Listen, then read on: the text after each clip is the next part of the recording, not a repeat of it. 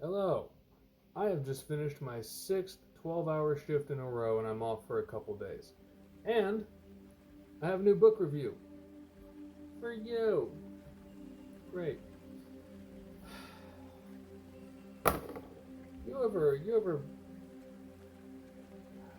been talked down to by someone who's just a lot dumber than you?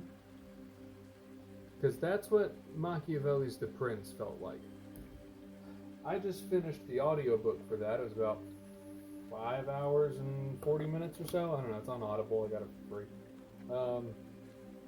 Yeah, it was boring, obvious, outdated stories. I don't care if Guido Borgettini got in a fight with Vincenzo, blah blah blah, because all the gabagool was gone. I don't care.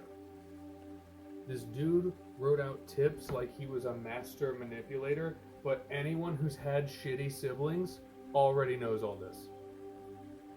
Yeah, be good to people when they're good to you. Crush your enemies. There's no such thing as a fair fight. We know. I got Louis the Slugger in the trunk of my car right now. God, I'm just... Uh,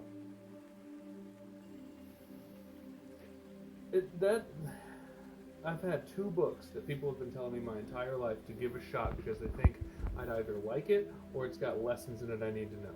One of those is How to Win Friends and Influence People. The other one is Niccolo Machiavelli's The Prince. How to Win Friends and Influence People was fine. It's alright.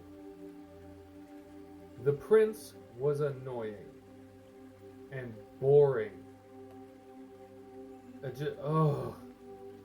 Like, I know I'm kind of addicted to my phone, but damn, I have never spent so much of a book doing something else. Oh, just, you don't need to read it. There's no real info in there. If you got an IQ over 20, you've already thought of every tip he's ever given. And I get it. It was probably a little bit sarcastic because he did not like...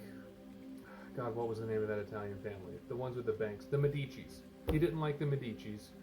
And it was kind of a sarcastic like, hey, here's how to treat your enemies, because that's kind of what they did to him.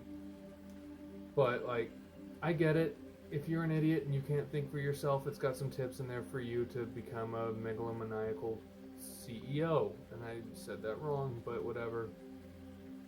I'm exhausted. That book was dumb and boring.